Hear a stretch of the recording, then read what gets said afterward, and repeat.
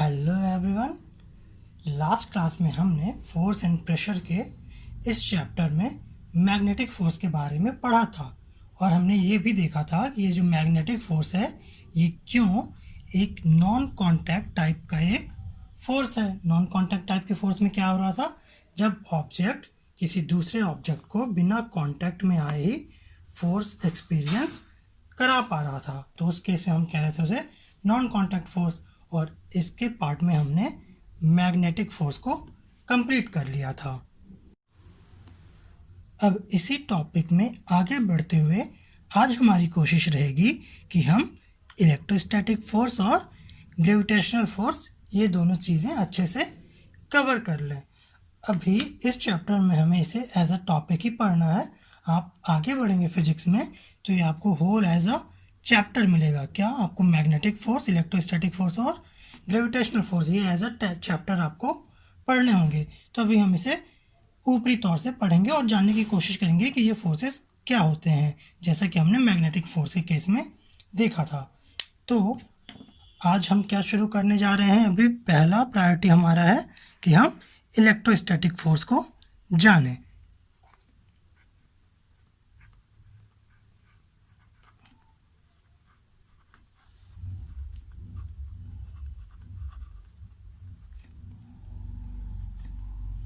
ठीक है, अब हम शुरू करते हैं कि इलेक्ट्रोस्टैटिक फोर्सेस आखिर होते क्या हैं। होता क्या है, जब भी आप किसी बॉडी को रब करते हैं, मान लीजिए आप इस पेन को ऐसा रब कर रहे हैं या आप इस पेज को रब कर रहे हैं, किसी भी बॉडी को आप रब कर रहे हैं या किसी भी हेल्प से उस पर आप कुछ एनर्जी ट्रांसफ़र कर रहे हैं, तो हमें ये चीज़ तो पता है कि किसी भी बॉडी के अंदर कुछ चार्जेस होते हैं। अगर नहीं पता तो अभी आप बस ये बात जानिए कि बॉडीज़ के अंदर कुछ चार्जेस होते हैं, जैसे कि इलेक्ट्रॉन, प्रोटॉन, ऐसे ही चार्जेस के कुछ टाइप्स हैं। तो जब हम किसी बॉडी पे एनर्जी देते हैं तो वो चार्जेस एक्टिव हो जाते हैं और उन चार्जेस की वजह से एक बॉडी दूसरी बॉडी के ऊपर कुछ फोर्स अप्लाई करती है। आपको अगर एग्जाम्पल इसका देखना हो तो आप क्या करिएगा, आप कॉम्ब लीजिएगा, कंघी लीजिएगा और अपने ड्राई हेयर पे उसे रब करिएगा लगभग 1 मिनट के आसपास। और फिर आप जब उसे इस पेपर के छोटे छोटे टुकड़ों के पास आप लेके जाएंगे तो आप पाएंगे कि वो कॉम्ब जो है पेपर्स के टुकड़ों को अट्रैक्ट कर रहा है। और देखना हो तो आप उसी कॉम्ब को अपने बॉडी हेयर के पास किसी भी हैंड पे या कहीं पे भी आप लेके जाएंगे तो आप देखेंगे कि आपके हेयर वहाँ पे स्टैंड हो जा रहे हैं, बिल्कुल एक्टिव मोड में आ जाते हैं। एक और आप बहुत ही फेमस एग्जांपल इसका देख सकते हैं। आप किसी बलून को एयर पुल्ड करके फुला के उसे आप अपने बालों पे रब करते हैं या सिल्क के कपड़े पे रब करते हैं और उसे आप वॉल के अगेंस्ट ऐसा प्रेस करके छोड़ देते हैं तो आप पाएंगे कि कुछ टाइम के लिए वो जो बलून है वो उस पर अट्रैक्ट रहता है, उस पर चिपका हुआ ही रहता है। तो ये सारी चीज़ें किस वजह से हो रही हैं, ये सारी चीज़ें किसी न किसी फोर्स की वजह से हो रही हैं। और ये जो फोर्स इस बॉडी में जनरेट हो रहा है, चाहे वो कॉम्ब में हो रहा है, चाहे हमारे हेयर्स में हो रहा है, चाहे वो बलून में हो रहा है, ये फोर्स जो है किसी न किसी चार्ज की वजह से हो रहा है। और जब किसी चार्ज बॉडी की वजह से कोई फोर्स किसी दूसरी बॉडी पे एग्जर्ट हो या लगे तो उसे हम इलेक्ट्रोस्टैटिक फोर्स कहते हैं। हमने क्या कहा, the force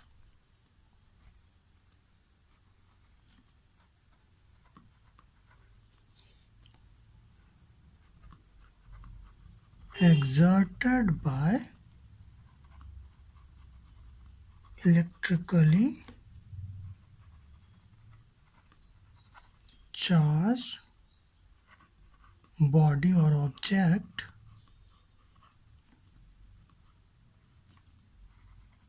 is called a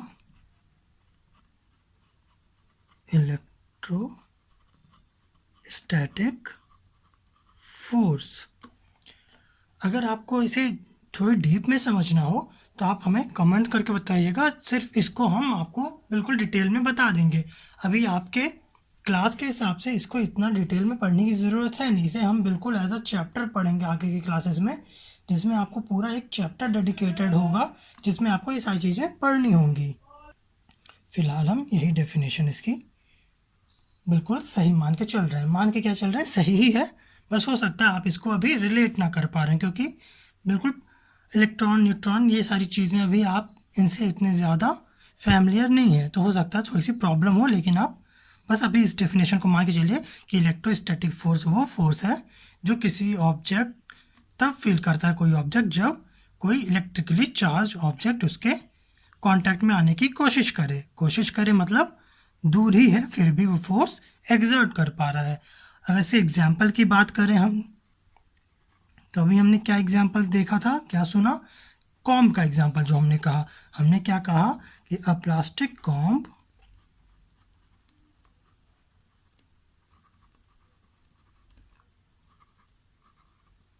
which is electrically charged by rubbing on hair, dry hair की बात हमने की थी, exerts an electrostatic force on uncharged tiny pieces of paper and attracts them। यही कहा हमने कि जब किसी कॉम्ब को हम ड्राई हेयर पे रब करते हैं और किसी छोटे छोटे पार्टिकल पेपर के पार्टिकल्स के पास उन्हें रखते हैं तो वो उसे अट्रैक्ट करने लगता है। और यही एक एग्जाम्पल है हमारा इलेक्ट्रोस्टैटिक फोर्स का। और देखने की कोशिश करते हैं कि इलेक्ट्रोस्टैटिक फोर्स में हम क्या जानकारी ले सकते हैं। ठीक, हमने इलेक्ट्रोस्टैटिक फोर्स के केस में एक चीज़ और क्या देखा, एग्जाम्पल में हम बात कर रहे थे कि किसी कॉम्ब को जब हम किसी टाइनी पेपर के पास लेके जाते हैं तो उसे अट्रैक्ट करता है। तो उस कॉम्ब को हमें पेपर से कांटेक्ट में लाने की ज़रूरत तो पड़ नहीं रही उसे अट्रैक्ट कराने के लिए।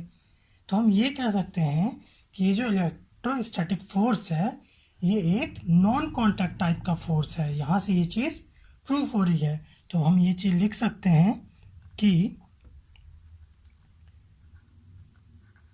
the electrostatic force can be exerted by a charged body on another body from a distance, even when they are not in touch with each other। Electrostatic force किसी चार्ज बॉडी के द्वारा तब भी exert किया जा सकता है जब वो एक दूसरे के टच में ना हो। और अगर टच में ना हो तब भी फोर्स एक्सर्ट कर पा रहा है तो हम कह सकते हैं सो electrostatic force is an example of non contact force. इतनी चीज़ें थी जो हम इलेक्ट्रोस्टैटिक फोर्स के बारे में लिख सकते थे। अब नॉन कॉन्टैक्ट फोर्स में एक लास्ट टॉपिक हमारा बचता है जिसे हम कह रहे हैं ग्रेविटेशनल फोर्स। थर्ड फोर्स हमारा कौन सा था नॉन कॉन्टैक्ट वाले पार्ट में,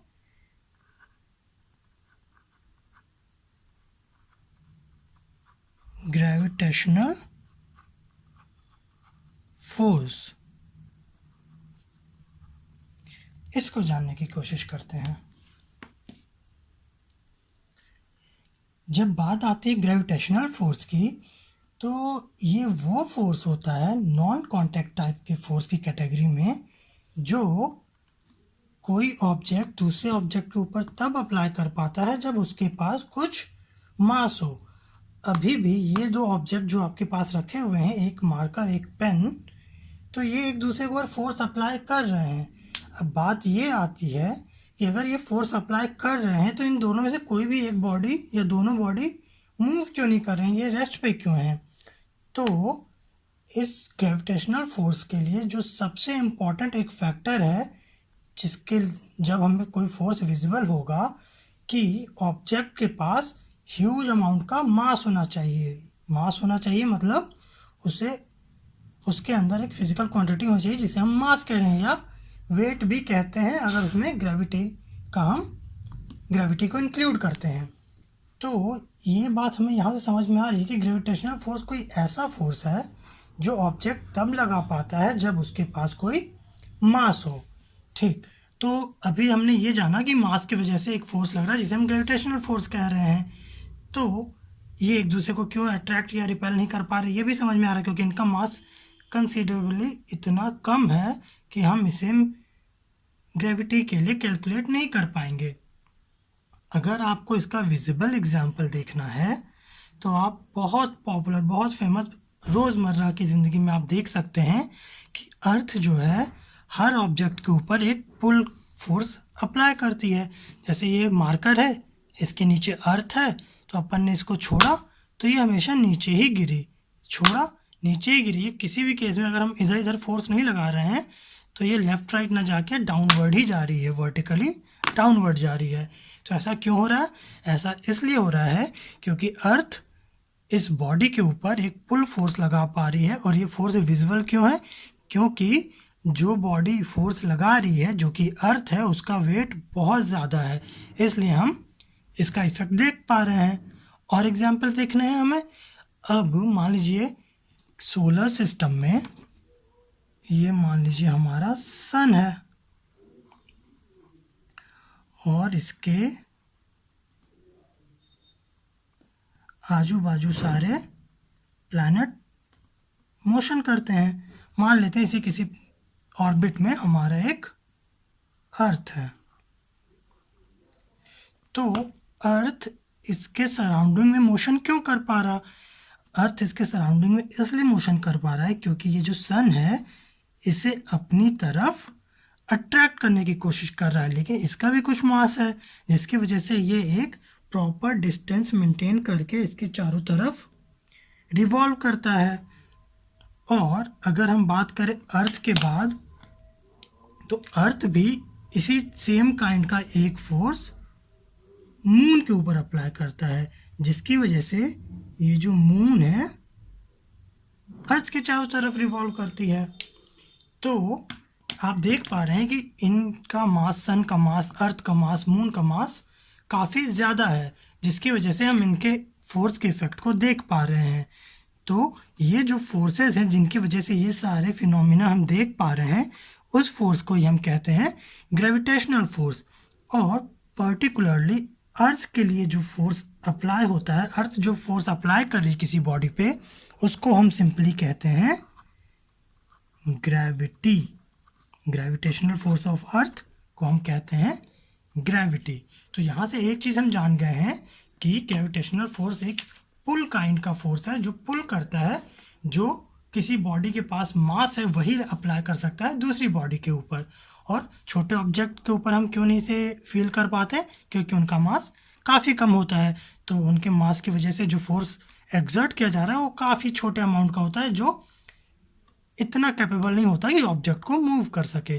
जैसे आपके हाथों के पास फोर्स है, आप मान रहे हैं कि आप फोर्स लगा सकते हैं, लेकिन एक काफ़ी मोटी तगड़ी दीवार है, आप उस पर फोर्स लगाएंगे, फोर्स तो आप लगा रहे हैं, लेकिन क्या दीवार मूव हो रही है?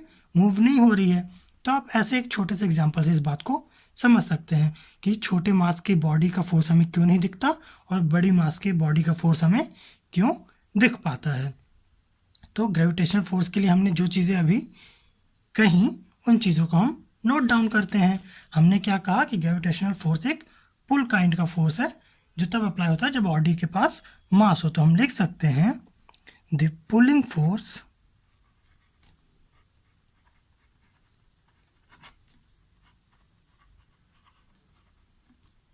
अप्लाइड, और इसी को हम एक्सर्टेड भी बोलते हैं, exerted by object possessing, possessing मतलब हैविंग, उसके पास होना, पोजेसिंग मास मतलब ऑब्जेक्ट जिसके पास मास है, mass is called a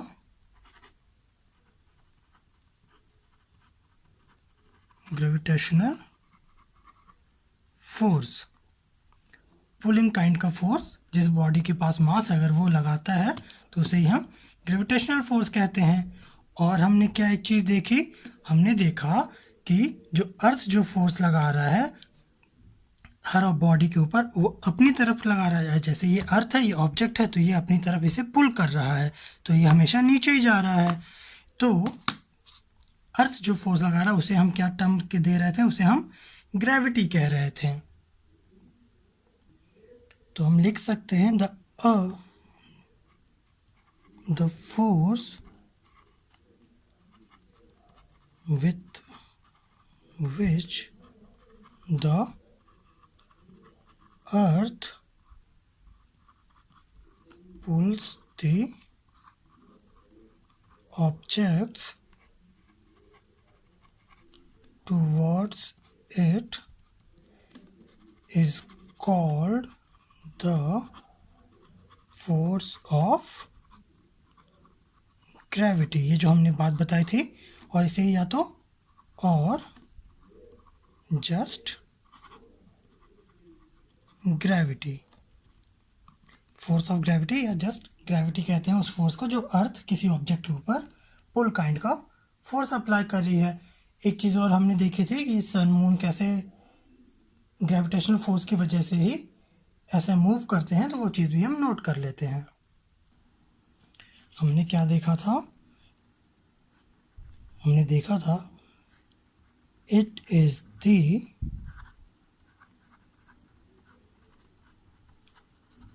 gravitational force between, ये बिटवीन हमने ऐसा लिख दिया है, बिटवीन, आप ऐसा नोट करेगा, it is the gravitational force between earth, the earth and the sun which holds the earth in its orbit around the sun। हमने क्या देखा कि ये ग्रेविटेशनल ही फोर्स है जिसकी वजह से हमारी जो अर्थ है वो सन के अराउंड मोशन में होती है और अपने ऑर्बिट में ही मूव करती है। तो ये सारी चीज़ें थी जो आपको ग्रेविटेशनल फोर्स और इलेक्ट्रोस्टैटिक फोर्स में इस लेवल तक जानने की ज़रूरत थी। इतनी चीज़ें आपके क्लास 8 के लेवल के हिसाब से काफ़ी हैं। आप जैसे क्लास में आगे बढ़ेंगे आपको ग्रेविटेशनल फोर्स बिल्कुल एक कंप्लीट चैप्टर में मिलेगा, और आपको इसी तरह इलेक्ट्रोस्टैटिक फोर्स भी आपको कंप्लीट चैप्टर में मिलेगा। ये सारी चीज़ें एज अ चैप्टर आपको मिलेंगी। तो ये बस आपके लिए इंट्रोडक्शन के लिए था कि आप ये चीज़ें जानें। और इसी के साथ आपका ये जो चैप्टर जिसका नाम था फोर्स एंड प्रेशर, इसका फोर्स वाला पार्ट कंप्लीट होता है।